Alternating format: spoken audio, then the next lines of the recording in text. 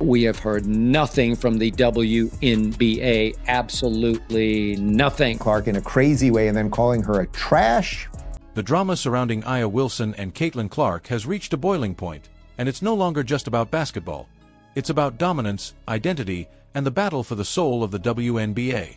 What started as competitive tension has now exploded into a full-blown war for legacy. Just 2 minutes ago, word leaked that Caitlyn Clark may be taking her talents to Europe in what could be the most lucrative deal ever offered to a female basketball player. And Aya Wilson, the reigning MVP, the decorated face of the league? She absolutely lost it. This wasn't some petty locker room whisper or vague tweet. This was a full-on eruption, one fueled by fear, by insecurity, and by the unbearable truth that the league might be moving on without her. Because while Aya has built her career brick by brick with accolades, dominance, and raw talent, Caitlyn Clark has done something far more dangerous. She changed the narrative. She rewrote the rules. She didn't just come into the league, she redefined it. And that's the kind of change that shakes empires to their core. For years, Aya Wilson was the undeniable queen of the WNBA. Her numbers were elite. Her presence on the court was magnetic. She carried herself like a champion because she was one. Double-doubles became routine. MVPs were expected. She had the respect of her peers, the backing of Nike, and a franchise in Las Vegas that bent over backward to keep her happy. But now, after just a few months in the league, Caitlyn Clark has shattered all of that. The mere possibility that Clark could earn more than Aya, draw bigger crowds, and command more global attention has sent shockwaves through the league. Because for Aya, this isn't just about money, it's about meaning, about legacy, about identity. How could someone so new, so young, suddenly take everything she worked her whole life to achieve? Let's be clear, Caitlyn Clark has done nothing wrong. She hasn't disrespected anyone. She hasn't thrown shade or asked for special treatment. All she's done is play extraordinary basketball, elevate her teammates, and carry herself with grace despite being targeted relentlessly. From the moment she stepped onto a WNBA court, she became the lightning rod of the entire sport. Love her or hate her, everyone was watching her. And that alone changed everything. In just one season, Clark turned Indiana Fever games, yes, the same franchise no one cared about, into the hottest ticket in town. Not just in Indiana. Everywhere. When Indiana was on the road, they didn't play in hostile environments. They played in home arenas filled with fans wearing her jersey. 4 WNBA teams had to move games to larger venues just to accommodate the flood of fans desperate to see her in person. The numbers don't lie. The Fever averaged 17,000 fans per home game.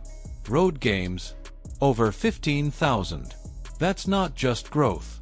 That's a revolution. Meanwhile, Aya Wilson is stuck watching her empire shake from the inside. She's still putting up MVP numbers, still dominating on the court. But she's no longer the story. And that realization is tearing her apart. Because Aya didn't build her reputation overnight. She bled for it.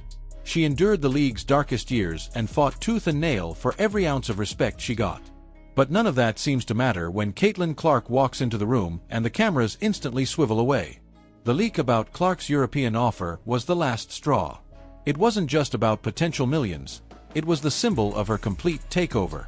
The idea that a rookie, after just one season, could command the highest salary in women's basketball history and take her talents overseas to dominate in front of international audiences? That was too much for Aya to stomach. Because if Caitlyn accepts the offer, she becomes the highest-paid female basketball player in the world. Not Aya. Not Sabrina. Not even Angel Reese. Caitlyn. The new girl. The rookie. The lightning bolt. But Aya's reaction wasn't just about that one paycheck. No, this was something deeper. This was about relevance. About power. About seeing your spotlight slowly dim as someone else rises.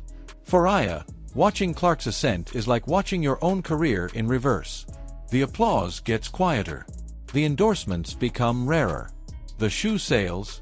Non-existent. Yes, Aya has a signature Nike shoe. Yes, she has a logo. But here's the cold reality. No one's buying them. There's no buzz. No frenzy. No sold-out arenas chanting her name. Meanwhile, Nike is already whispering about building an empire around Clark. New campaigns, massive marketing pushes, limited edition drops. And that, perhaps more than anything else, is the real dagger in Wilson's chest. Because Nike is the barometer, the brand that tells the world who really matters. And right now, it's Caitlyn, not Aya. To make matters worse, the Las Vegas Aces, the team Aya led to glory, has been drowning in controversy. Investigations into illegal bonuses. A coach under fire for saying the team's too busy being celebrities to win. And worst of all, Wilson's own privilege comment toward teammate Kelsey Plum sparked a media firestorm. Suddenly, the Queen looked more like a tyrant, more focused on image than impact. And Caitlyn, she just kept playing. Through it all, Clark kept her head down and her game up. She admitted she had to adjust to the WNBA way. A sly nod to the hazing, the cold shoulders, and the passive-aggressive snubs she faced behind the scenes. But instead of whining, she delivered. Every night. Points, assists, leadership, and more importantly, fans. Ticket sales, ratings, growth. The WNBA became relevant again. And it was all because of Caitlyn Clark. And still, the league itself hesitated to embrace her. Still, some of its veterans rolled their eyes. Instead of celebrating her, they tried to discredit her. Instead of protecting her, they targeted her. It was as if the WNBA couldn't decide whether to thank her or resent her. But that's what disruptors do. They make people uncomfortable. They force change. And Caitlyn Clark is a walking revolution. She demanded charter flights, and got them. She raised her voice about pay equity and better conditions, and got the world to listen. She fought for reforms the league should have done years ago, and she did it all while being the most watched, most followed, and most loved player on the court. So when people like Aya say Clark hasn't earned it, what they really mean is, they wish it were them. Because make no mistake, Caitlyn Clark is the most valuable player in the league. Not just in stats, but in relevance, in visibility, in revenue. She's what drives the clicks, the streams, the ticket sales. The reason teams are selling out. The reason people are talking. Without her, the WNBA goes back to what it was before, quiet. And if she leaves for Europe, disaster. Attendance will plummet. Ratings will crash. Sponsors will flee. Because as of now, Caitlyn is the lifeblood of the league. And if she goes, the WNBA loses its heartbeat. Which brings us back to Aya Wilson, now reduced to being the 5th best seller in league merchandise, behind rookies and teammates she once mentored. That's not just a fall from grace. That's a dethroning. And deep down, she knows it. Which is why her reaction to the European offer wasn't calculated or composed. It was emotional, volcanic, desperate, and maybe justified. Because what does it say about a league when its reigning MVP feels invisible? When the face of its brand is ignored in favor of a rookie? When the years of blood, sweat, and sacrifice mean nothing once the next big thing arrives? But maybe that's the point. Maybe the WNBA needs to change. Maybe it's time to embrace the future instead of clinging to the past. Maybe Caitlyn Clark didn't just come to play. Maybe she came to fix what was broken.